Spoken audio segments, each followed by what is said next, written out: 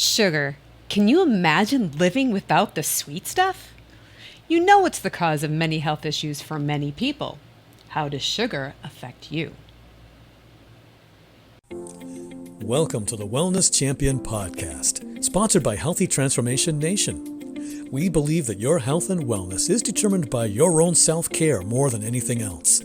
Join us for each episode when we discover and uncover the keys to self-care in today's complex culture. We enjoy helping others discover the best ways to be well. We'll be visiting the basics for self-care and ongoing wellness that enables you to not only survive, but to thrive. Wellness Champion Podcast. There are many reasons to reduce or eliminate sugar from your lifestyle, but it's not an easy thing to do, is it? We're going to have a look at some of the reasons why you may want to consider your sugar intake. I know so many stories from so many different people about how they've been affected by sugar in their diets. And myself, I know that when I began paying attention to the sugar that was in my foods by reading the food ingredient labels and by looking at all the different names of sugar and starting to pay attention to that and reducing and eliminating the extra added sugar from my diet, from the things that I eat, I began to feel much differently. And my overall, I would say my mental clarity began to improve. My inflammation went down. I used to have aches and pains from arthritis and joint pains and things like that, and that just all but disappeared. Now, I can't sit here and claim that sugar is doing that because certain industries have made it legally almost impossible for me to make claims that they say are medical claims. So I can't say that that's what it is, but I feel that that's what it is. I can totally relate because when I used to eat processed sugar myself, I absolutely had a lot more pain. I had a lot more inflammation. I would wake up in pain most mornings, which, we've talked about that previously. And having eliminated that from my lifestyle and the way that I eat and live I've noticed a huge difference. I've just noticed a huge difference. And not only the clarity and the aches and pains are gone, but also the releasing of fat from my body as well. And the way that my body is able to metabolize my food so much better. Yeah. I mean, the things that we are going to be talking about today just is the tip of the iceberg of sugar. To me, sugar is just this amazing thing that in nature, it's incredible. Absolutely. It is absolutely incredible. But unfortunately, with some incredible things that you find in nature, humans have found a way to exploit that. Right. And so the food industry has found a way to exploit that and to make money from it. And, I'm not going to sit here and bash the food industry, but yet I am. We're just speaking truth of what we know. Right. I mean, it's a fact. Now, I've done some research on my own, and I like to learn about the food industry, and I've learned a lot about the origins of certain foods, and it's kind of fun. It's kind of like a fun pastime for me, but it's also something that I'm doing to help everyone with understanding where our food comes from and how it's evolved over the centuries, millennium, and that today's intake of food is so different from what we were naturally intended to be consuming that it's actually a problem. And so the food industry and sugar. So let's start with the sugar industry. The research that I've done has shown that there. Now, I looked up sugar and where it comes from, and how much is produced, how much is consumed, Right. and I found that worldwide, every man, woman, and child on Earth, there is enough sugar produced for everyone on Earth, every human being, to consume about a pound a week. And now they keep producing it. In fact, they keep producing it more and more each year. Now, I know there's more, our population is growing, but that means that we're also consuming that much. So we're definitely not at a loss for sugar, No, we're not at a loss for sugar. the processed Now, sugar. here's the interesting part about that. Now, you're talking processed sugar, is that correct? Well, here's the interesting part about that. Oh, okay, is good. that- I'm glad you- I'm you're glad gonna you said explain that. it, yeah. I'm glad you asked. Because that's just sugar made from sugarcane and beets. That's how Wow. far I got. I didn't get to Wow. all the other sugars that are out there that, high fructose corn syrup and things like that. That's Right. just blows my mind that the volume of sugar that's being produced Wow. and consumed in the world, and especially in the United States, Yes. is just an incredibly astronomical figure that it's if you're looking at this from a scientific standpoint, it's mind blowing. And so the food industry has latched onto something, and this is not new. No. This is not new. This has been going on for many years. Has latched onto this, and they've created new markets and increased sales of their food by adding sugar to their food. Right. And this is the kind of foods we're talking about are the produced foods, the foods, Processed, the yeah. processed foods, the foods that you find in the center aisles of your grocery store, the foods that you find at a fast food restaurant, Right. foods that are not just whole food. It's foods that were processed and combined with other things to make a product. Right. And these food producers have actually gone to incredible lengths, both politically and through marketing, to just increase their food sales. For example, the sugar industry. I believe I heard a statistic recently, and I haven't fact checked this, but there are 3 times as many food industry lobbyists as there are congressional delegates, as there are Congress. Wow. 3 to 1. There are 3 to Right. 1 food lobbyists. Yeah. Because they're serious about what they're doing, Yeah. because this is a $1 billion industry. Yeah. Probably $1 trillion, actually. And so it makes complete sense to me that that's the reason why they would be having that 3 to 1 ratio. Yeah, I do actually have the figures on the food industry worth, and I don't have it at my fingertips, though. I wish I had this for this podcast. But it's billions of dollars. Billions of dollars. And they're not, the lobbyists aren't lobbying Congress to make better laws for us. Right. I mean, they're lobbying Congress because they have an interest in their companies, their corporations, their organizations making more money. That's why they're being paid for. Yeah, and I mean the thing is that how that affects us is powerful, and because that's going to come out in the food that is produced in what we as consumers put in our bodies. I mean, how that affects us is that it makes it so that our food is not as good quality. And it's also Basically, highly bottom line. addictive. Yeah. Very highly addictive. Well, yeah, let's get into that. So what is sugar for? Like in nature, why do you even have sugar? Why do we need sugar? What does our body do with it? Well, sugar in nature is actually a beautiful staple when it is available. And it's available seasonally. And when you wanted to get honey, for example, you'd have to go to the hive and get it directly. And sometimes they're at the top of a very high tree, but you see it. And what people will go, the lengths that they'll go to get that honey is intense because it's so rare in nature. It's not something that's very common to find in nature. And it's only, like I said, it's seasonal. So the body is getting prepared for typically the winter time. So usually around summer, fall, the sugar is more readily available with the honey.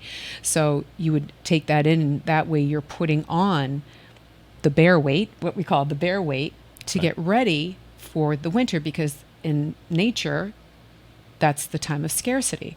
So that's what sugar was originally for, is to get that excess weight. And that's why we have the types of foods that we eat, sweet potatoes and squashes and those types of things, because that gets us ready. Yeah, autumn season. Oh, yes. They are those plentiful. hearty foods, those real rich hearty foods that get you set up for the winter, where we would typically have lack. Yeah.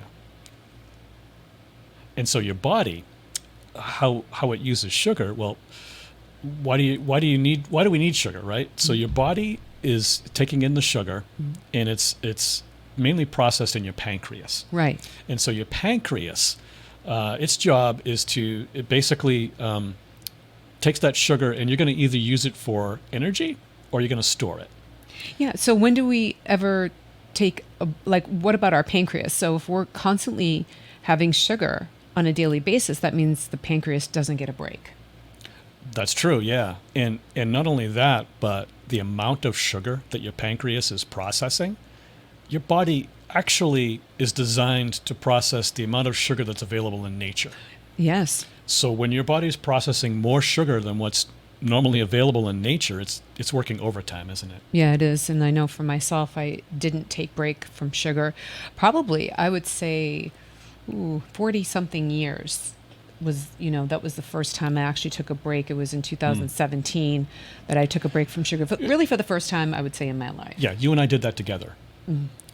And we went through a process where we systematically began looking at the food labels, identifying the sugar, and eliminating it from our diet. It's kind of like what you'd call an elimination diet. Yeah. But I actually don't look at it that way now as elimination. No. I look at it as selection. Yeah, because it's a selection diet. Right, because you can make the choice of whether you want to actually continue eating that or not. When you have the opportunity to release it out of your lifestyle, even if it's just temporarily, you get to see what life is like without it. And it's amazing how you can actually feel the benefits from removing that sugar from your diet. True, very true. And, I can attest to that personally. Me too. Yeah, I mean, sugar, for all its greatness and sweetness and how much you love it. In fact, just kind of I guess we shouldn't have a discussion about sugar without at least mentioning the fact that, boy, isn't it fun to eat? It is. I mean, it's interesting that you say that, because I actually was kind of anti-sugar in a lot of ways, unless it was fruit. And I wasn't taking in anything extra at all. It was just fruit. And I said, I want to explore a little bit more about other types like monk fruit and organic stevia. I wanted to rediscover that again. And so I made the decision to try something that you had actually bought from the So Delicious coconut ice cream. Yeah. And so I tried that. And I haven't had anything like that. It was the sugar-free version, by the way. Yeah, because they do have two different versions. It is the sugar-free. It's the one with the monk fruit. Yeah. And when I had it, something that I did that I typically don't do is I actually closed my eyes and I took one bite, and I really savored it, and I really tasted all of the flavors. Like, I can just imagine it right now, because when I did it, I was so mindful about it, and it tasted really, really good. Yeah. Because it wasn't all that, it wasn't any processed. It was the natural monk fruit, and it tasted really good, and I enjoyed it, and that was it. Yeah. I didn't feel like I had to have more, and I had to have more, and I had to have more. I could have that one bite and be satisfied. So happy you mentioned that, because personally, since we went through that journey of identifying sugar and selecting foods that don't contain sugar, that haven't had sugar added, my life has changed in that when I do have something sweet, when I do have a sugary meal, I enjoy it so much because it's kind of like having an appreciation for what nature has provided us. Yeah. That it's really, really good. And it's, like I said, it's fun to eat. And it's not a daily thing. yeah, that's the thing we were getting at in nature. And, well, actually, when it is a daily thing, when it is something that's added to all your foods, it loses that uniqueness. It loses that special quality that it does have. I agree. That it's meant to serve you with. I agree. So yeah, it's kind of like getting back to nature through selectively only eating natural sugar products. Yeah, it's awesome. Yeah, which is basically whole food. I mean, I have honey. Mm-hmm. I'll have maple syrup. Right. Monk fruit, yeah. things like that. I'll eat fruit. I'll eat berries. Mm. But these are all natural, whole food products that are high content sugar. What I do not do, I do not select foods that were processed and have had sugar added. Right. Do not do that. Right. And I feel so much better for it. Absolutely. Me as well. I'm right there with you. Yeah. It's nice to actually have gone through this process with you because we're able to share our experiences together, and Right. and it's really Yeah. cool. So Yeah. it's amazing. And in some of my research that I've done, I was actually talking to a friend of mine who's also in the wellness industry, and they were bringing up this book. It's called Salt, Sugar, Fat. And I was like, I hadn't heard that. It was written by Michael Moss. And I decided to get an audiobook. Audible. I haven't read this book yet, but I do plan on it. So yeah, we have it on Audible, so you'll be able to listen to it. So tell us a little bit about that. So it was done by Michael Moss. He's an investigative journalist and actually won a Pulitzer Prize for this book. And he delves into the food industry's use of the three powerful ingredients of salt, sugar, fat, and how their strategic manipulation just really impacts our health, which is what we were just talking about. And knowing that this information is out there and not being yelled basically from the top of the Empire State Building or the highest mountain that you could possibly imagine, it's really very impactful to our health. And if we're not educating ourselves on this, that's why we're in the state that we're in right now. And that's why this book is so powerful and so important. And when I was reading about how those industries actually came together to collaborate to be able to produce foods that actually became addictive and people would want them, it was really upsetting. It was definitely thought-provoking, and it was disturbing to me, even more than upsetting, because it was intentionally done. This is something that's intentionally done, like you were talking about the lobbyists and all of that. It was intentionally done, and they actually, these captains of industry got together to have a discussion about how to work together to make it what it is. And so, because one industry would blame the other industry, and then they decided to come together and collaborate, and here we are with the foods that we now see on a regular basis. And what I find really interesting as well is that it's actually different in the UK than it is here. You would think that the same fruit, but it's not. Actually, the UK doesn't allow a lot of the things that the United States does. Yeah. And actually that corroborates some other research that I've done, where I found that especially during the 1960s in the United States, the sugar industry felt like they were getting a bad rap, which was actually, it wasn't a bad rap, it was actually the truth. Right. But they understood that the effects of sugar on the human body. They understood the long-term effects of it and what would happen to a population if more and more sugar was introduced to the population, that the health would decline. And this was really bad for their industry. Right. I know. So what they did was they actually got together. The sugar industry has a group that got together, and they lobbied to blame fat. That's right. They did. So that's, if you're old enough to remember, there were these campaigns back in the late 60s, early 70s that told us that you got to cut down on the fat. Fat is the cause of heart disease, and fat is the cause of this and that. And, it's the fat. It's terrible. Well, And I mean, if you remember, there was that low, high volume, low fat diet That was, you'd have a Yes. high volume of Yeah. these carbohydrates and put in the low fat.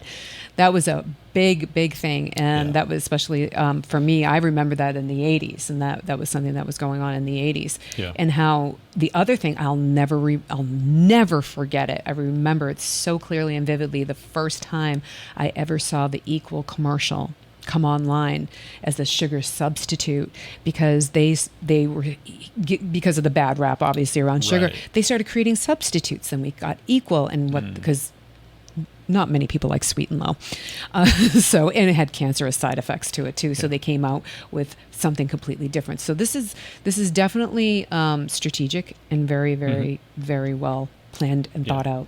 Yeah. Yep. So what does this mean for us? What does this mean for us? So we've talked about a lot of things today that have to do with a lot of information and our experiences and what we've been through. So what does this mean for all of us? What can we do now to make a difference? Yeah, I mean, so we've talked about how that the food industry has been lobbying Congress to make laws, which basically run like the FDA, things like that, things that the Food and Drug Administration does. We've talked about how sugar is processed in your body and what's it actually for, and what its purpose is in nature. And we've talked about some of the history of the industry and how the food processors have been, well, basically duping us Right. into buying more products that have sugar. And sugar, by the way, is the most addictive substance, natural substance that we know. Yeah, and that's the reason why they would go up to a tall tree and survive the bees just to here's get an it. interesting tidbit here. Research has shown that sugar is 8 times more addictive than cocaine. Wow, So amazing. that's all I need to know. Yeah, exactly. So basically, what we can do is learn more about sugar, read the ingredients on the food labels, learn more about what it is that we're taking into our bodies, Yeah. learn more about the food that we eat. I mean, when you think about it, the food that we eat is so important for our survival. That why aren't each and every one of us paying way more attention to the food that we put in our body? It's that vitally important. Yeah, and I'd even like to say that the way that most people are eating today, that's survival. It's surviving on just, what they think is okay to eat, and they're not thriving in their life. In fact, a lot of people are on the decline because of what they're putting in their body, and that's the thing that why we're bringing awareness of sugar to the forefront, because this is one thing that we can actually change in our life, and that we have the ability to change once we understand it and we have the information, education. And I think it's amazing that we actually can take this and take control of it and make these changes. Yeah. Now, one other thing that we can do is we can do things like a sugar challenge, like what Nikilette and I did many years ago. We've now created a sugar challenge for everyone, Right. and it's free. And so if you liked this talk about sugar and you'd like to learn more about wellness and self-care, Yep. you can join us over at htnforyou.com. That's our private online community for all things wellness and self-care. And while you're there, you can learn about our free sugar challenge.